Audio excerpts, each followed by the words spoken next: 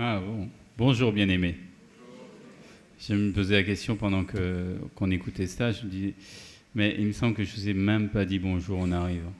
Quel manque de courtoisie. Ah, même, ça peut même aller jusqu'à quel manque d'amour, parce que je ne vous ai pas dit bonjour. Mais je m'en excuse. Donc bonjour bien-aimé, comment allez-vous? Amen.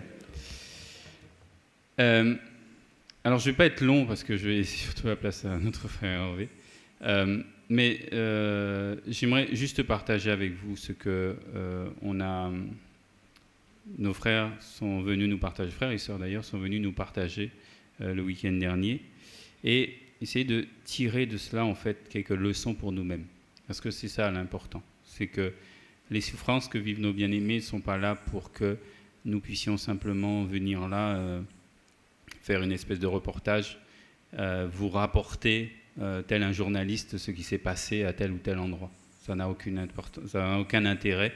L'objectif, c'est que ça puisse fortifier notre foi.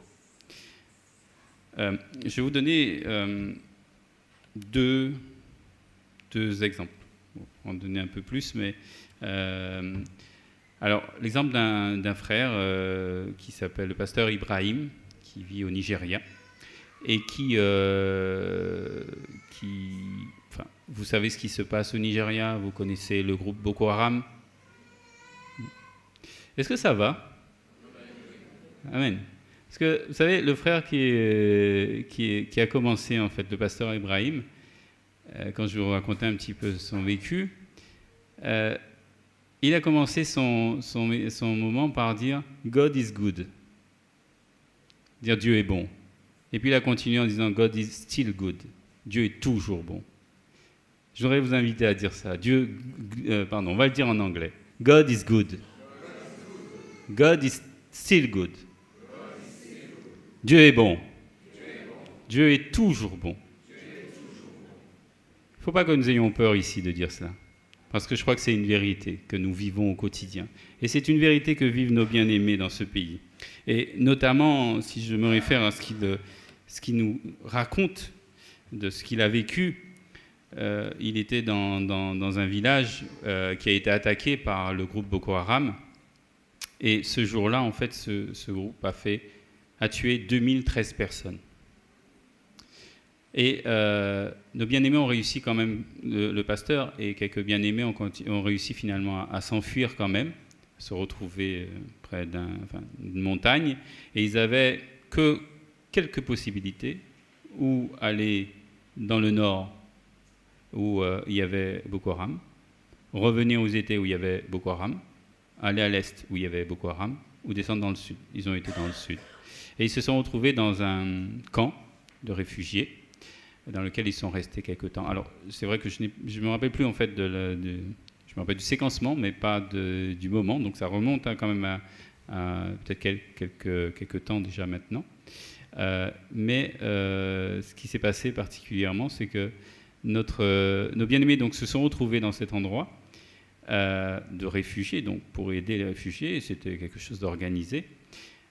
Et il y avait des musulmans dans ce camp. Et en fait, il n'y avait que les musulmans qui avaient le droit de recevoir de la nourriture. Nos bien-aimés n'avaient pas le droit de recevoir de la nourriture. Déjà, ils sortaient d'une fuite, donc ils n'avaient rien, ou pratiquement rien, à manger, et ils se sont retrouvés dans cette situation. Quand ils se sont retrouvés dans cette situation, ils sont continués, ils sont restés là.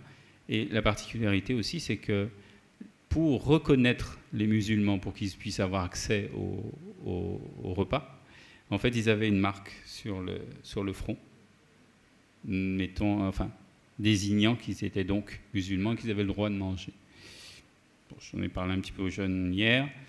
Lisez un petit peu Apocalypse à la fin, vous allez vous rappeler un petit peu de ces choses. Enfin, Apocalypse à la fin en parle. Mais le frère ne connaissait pas du tout Porte Ouverte. D'ailleurs, quand il est intervenu sur le sujet, il dit bon, moi j'ai vu venir un frère qui s'appelle, on ne peut plus du nom du frère, qui vient de Jos. C'est une ville qui est au milieu, à peu près au milieu du Nigeria. Et il ne connaissait pas du tout Porte Ouverte. D'ailleurs, il se disait, Porte Ouverte en anglais, c'est open door. Il dit open door. Qu'est-ce que ça veut dire, ça, open door? Nous, toutes les portes sont fermées ici, et puis vous venez avec un truc qui s'appelle open door. Donc pour lui, ça n'avait pas trop de sens. Mais il a vu des bien-aimés, un frère arriver, et il ne savait pas qu'en fait, il avait des bien-aimés comme nous, qui pensions à eux dans la prière, qui intervenaient pour eux, pour les aider. Et il a vu ce frère arriver, il a pris connaissance donc de leur situation. 2 jours plus tard, il est revenu avec 2 camions pleins de nourriture pour nos bien-aimés. Ils ont pu se nourrir donc très bien. Et puis, cette action s'est répétée aussi, jusqu'à ce que même ils puissent donner à manger aux musulmans qui ont refusé. Je pense que nous pouvons dire God is good. God is good. God is still good. Je crois que vraiment le Seigneur est tout-puissant, il peut faire des choses merveilleuses. Même là, dans la souffrance, ce bien-aimé, ce frère ne savait même pas que ça existait. Et là, le Seigneur a envoyé ses enfants pour les soutenir et les aider. Ce frère, le frère Ibrahim, en fait, Sœur Ibrahim doit rentrer en fait dans son village. Il veut rentrer dans son village. Et je dois savoir, c'est que pendant qu'il n'était pas là, les musulmans qui étaient présents, son village pensait en fait qu'ils étaient tous morts. Donc en fait, ils ont mangé le bétail, ils ont détruit les maisons, enfin voilà. Et quand il est revenu déjà une fois dans son village, en fait, les musulmans lui ont demandé pardon parce qu'ils ne savaient pas en fait leur situation. Et le Seigneur le frère veut rentrer dans son village pour continuer l'œuvre. Il demande à ce que les chrétiens puissent revenir et que les musulmans aussi puissent se tourner vers lui, vers le Seigneur, enfin pas vers lui, le Seigneur, pardon. Et donc, cette œuvre que ce frère veut faire, il faut avoir ce courage-là, cette audace-là. Ce que disait très justement Hervé hier, en fait, ce que j'ai retenu, surtout sur le point de l'audace a une consonance de risque. Quand vous êtes audacieux, vous prenez des risques. Il est prêt à prendre ce risque, à mourir pour Dieu, mais pour le servir jusqu'au bout. Parce que le groupe Boko Haram, il n'est pas loin, il est toujours dans le nord et il fait toujours des dégâts. Donc, vraiment, je vous invite à penser à notre frère, en fait, pour l'œuvre qu'il veut continuer à accomplir dans cette partie du Nigeria. Extrêmement dangereuse. Extrêmement dangereuse. Je vais continuer aussi par une action que le Seigneur a faite aussi. Excusez-moi, je regarde l'heure. Au Cameroun, enfin, par le biais d'un frère qui vit au Cameroun, un représentant de Porte Ouverte, mais qui intervient en fait sur les pays périphériques du Cameroun. En l'occurrence, il est entouré du Nigeria, du Tchad, du RDC, donc République non pas dominicaine, mais République démocratique du Congo, et aussi la Centrafrique. Vous vous rappelez de tout ce qui s'est passé en Centrafrique par rapport à cette guerre entre le Séléka et les Anti-Balaka. Bon, vous vous rappelez pas? Non?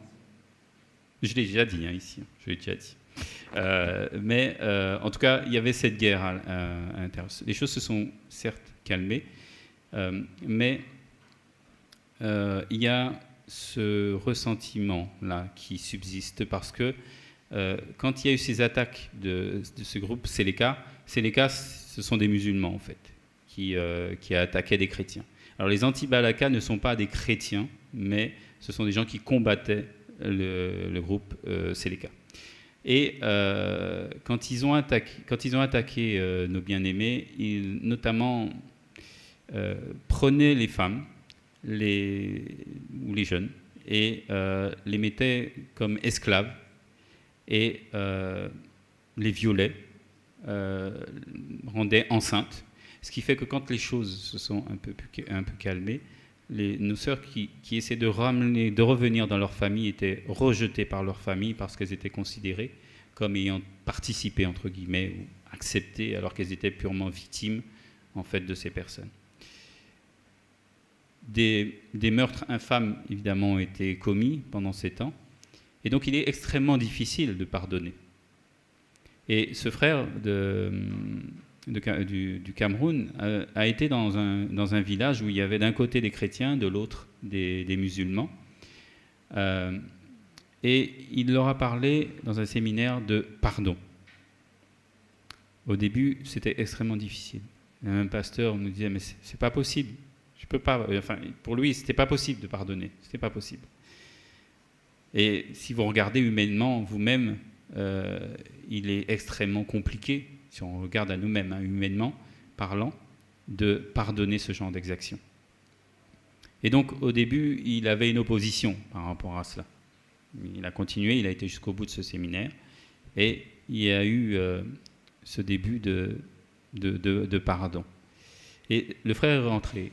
Il est revenu quelque temps plus tard. Et aux surprises, quand il rentre dans le village, les bien-aimés lui disent en fait, alors toi tu vas aller dormir de ce côté-là. Ce côté-là, en fait, c'est où se trouvent les musulmans.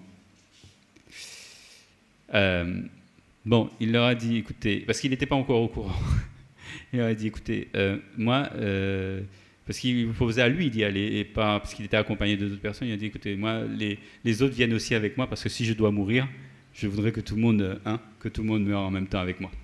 Et en fait, le Seigneur avait agi puissamment. Nos bien-aimés avaient pardonné leurs persécuteurs, avaient pardonné aux musulmans, et il y avait eu réconciliation entre les musulmans et les chrétiens dans cette partie. Le Seigneur a vraiment tout pouvoir. Il peut toutes choses. Et je crois que nous pouvons dire encore une fois, God is good. God is still good. Alors, c'est vrai que si on regarde à nous-mêmes, il m'a l'air hyper compliqué de dire je te pardonne pour ce que tu as fait là. C'est compliqué. Et dans leur situation, c'était extrêmement compliqué. Alors, qu'est-ce que ça nous dit à nous-mêmes? Quand vous avez... je prenais l'exemple ce matin d'une sœur à qui je croyais ne pas avoir dit bonjour hier. Et c'est pour ça que j'ai commencé par m'excuser pour ça.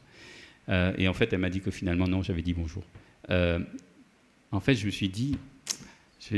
qu'est-ce que j'ai fait là? Parce que en fait, elle aurait pu mal le prendre en disant ouais, le frère un tel, il vient et puis c'est vrai qu'on a discuté et puis j'ai oublié vraisemblablement de lui dire bonjour, ce qui n'était pas le cas. Et elle aurait pu m'en tenir rigueur. Et malheureusement, pour nous là, de la manière dont je le dis, ça a l'air super simple. Mais nous savons très bien que des fois, dans nos assemblées, nos envies de partir d'une assemblée, de quitter l'Église, de quitter notre relation avec le Seigneur pour qu'il parte de petites choses comme ça. Réfléchissons bien à cela. Et réfléchissons à ce que nos frères et sœurs ont réussi à pardonner là. Et faisons la comparaison entre les deux. Et disons-nous, est-ce que nous n'avons pas les moyens, aujourd'hui, d'éviter les conflits que nous avons les uns avec les autres et de vivre dans l'unité comme le Seigneur nous le demande? Est-ce que c'est une vérité? Alors, bien-aimés, ne vous appuyez pas sur vous-même. Ne cherchez pas à essayer de pardonner. Vous ne pouvez pas par vous-même. Mais demandez à Dieu. Et nous l'avons chanté tout à l'heure, de regarder en haut. Je pense qu'il faut vraiment que nous prenions conscience que nous avons besoin du Seigneur dans tous les compartiments de notre vie, et particulièrement pour la relation les uns avec les autres. D'accord? Et je ne pourrais pas finir sans vous parler de cette sœur, ou du pasteur Séraphim, qui vient de Syrie et qui est vraiment au cœur du conflit. Son église est vraiment au cœur du conflit. C'est-à-dire que là, en ce moment, vous avez... en ce moment, là, vous ne le voyez pas, mais il y a une bombe qui est en train de tomber derrière, là, à l'entrée. Une à gauche, une à droite. Et là, les vitres sont en train de s'éclater. Bon, vous ne le voyez pas, je sais. Mais c'est ce qui se passe. C'est ce que notre frère a vécu, qui nous a raconté. Il est dans un quartier, son église est dans un quartier où il est proche, en fait, des attaques de l'État islamique. Et au point même aussi que les djihadistes passent dans le coin. Ils ont fait aussi notamment des morts dans son église.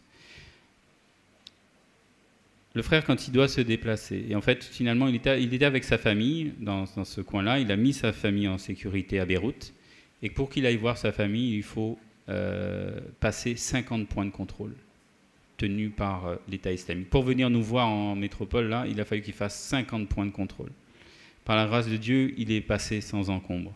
Mais 2 de nos bien-aimés qui étaient derrière lui, enfin dans une voiture, je pense, parce que lui, je crois qu'il était dans un bus, n'ont pas pu passer, et ils ont été kidnappés par ce groupe d'État islamique. Nos bien-aimés vivent des réalités au quotidien, des vraies réalités où vivre sa foi, c'est mourir potentiellement. Mais c'est pour ça que le frère André nous parle de vivre le livre. C'est pas lire le livre, parce que c'est facile. Je peux prendre un verset, je peux vous lire un paquet de versets, il n'y a pas de problème. Mais vivre la parole, nous en avons la capacité, nous avons la possibilité, nous avons l'obligation de la vivre. Parce que non seulement nos bien-aimés qui ne peuvent pas vivre ça comme nous, quoique relativement, je me dis que peut-être qu'eux vivent la Bible et que le frère André disait que nous sommes une exception et ils sont pardon, je dis dans l'autre sens. Ils sont oui, mais c'est un autre mot, et nous sommes l'exception. Donc c'est pas la règle, mais je vais retrouver. Là, oui, la norme, mais je vais retrouver le nom, c'est pas grave. Mais en tout cas, ils sont la normalité, voilà, excuse-moi, et nous sommes l'exception. C'est-à-dire que ceux qui vivent aujourd'hui, c'est vraiment quelque part la vie du chrétien. Persécutés parce qu'ils veulent vivre pieusement. Et c'est la parole qui nous le dit, c'est pas moi qui le dis. Ça doit nous interpeller. Et je vais vous laisser sur un petit témoignage d'une sœur justement de l'église de ce frère qui a 82 ans et qui vit au milieu de cette guerre-là. Et il lui faut, je crois, une demi-heure pour aller à l'église. Et le frère, le pasteur, lui dit... Enfin, il ne pensait pas d'ailleurs lui poser ce type de questions, bien aimé, mais enfin, pas dans ce sens. Normalement, on dirait, on va plutôt vous inciter à venir à l'église. Mais là, il s'est senti quelque peu obligé de dire, mais pourquoi tu viens? Enfin, c'est dangereux, quoi. Voilà, enfin, tu as 82 ans, voilà. Eh bien, elle de répondre, mais je préfère mourir à l'église que mourir chez moi. Elle a 82 ans, elle vit dans un... Non, je vous remets un petit peu la scène quand même au quotidien, les risques de bombardement, ou les bombardements tout court, les vitres éclatées, le fait que des islamistes peuvent rentrer dans l'église là et venir vous tuer. Malgré cela, elle vient à l'église pour persévérer. La question que je nous pose, qu'est-ce qui nous empêche de venir à l'étude biblique? Qu'est-ce qui nous empêche de venir à la réunion de prière? Les embouteillages?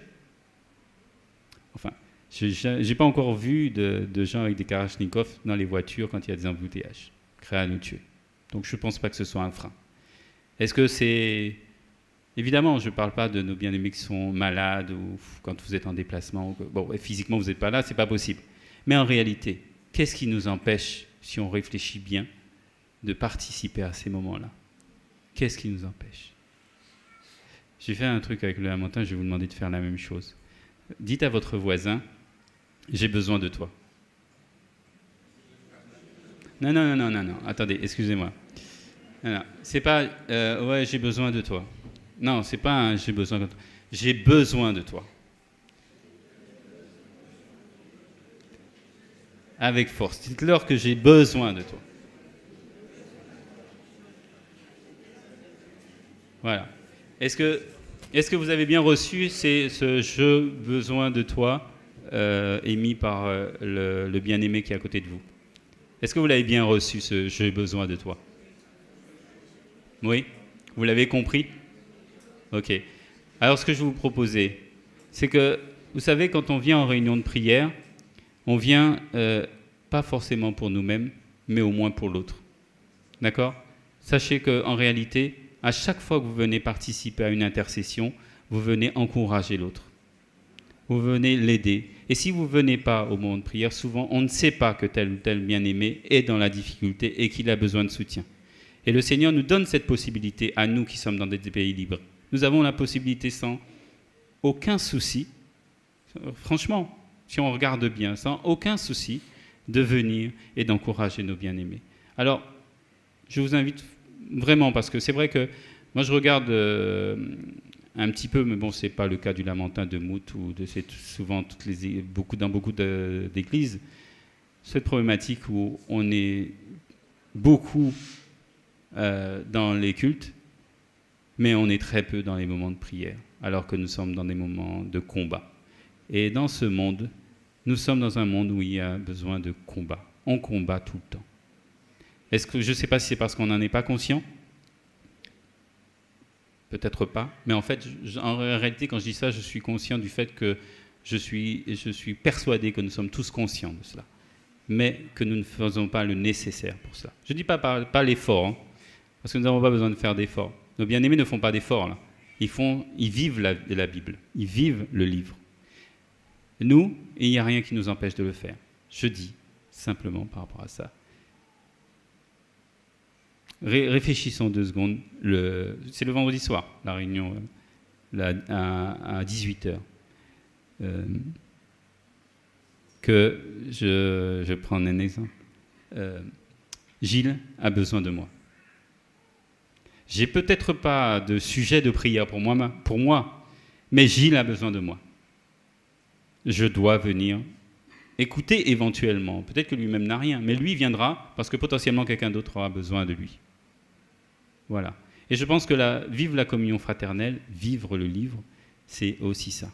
C'est un des piliers de l'Église. Nous devons être des acteurs. Il n'y a aujourd'hui rien qui nous empêche de le faire. D'accord ? Bien-aimés, je n'irai pas plus loin parce que voilà, le temps est là, mais je voudrais que juste ce que souffrent nos bien-aimés nous serve de leçon pour que nous puissions grandir et vraiment nous attacher au Seigneur et vivre le livre, vivre la parole de Dieu entièrement. Voilà. Que le Seigneur nous bénisse et je vais m'arrêter là parce qu'il y aurait tellement de choses à vous dire que je n'aurais pas fini de la matinée. Que le Seigneur nous bénisse.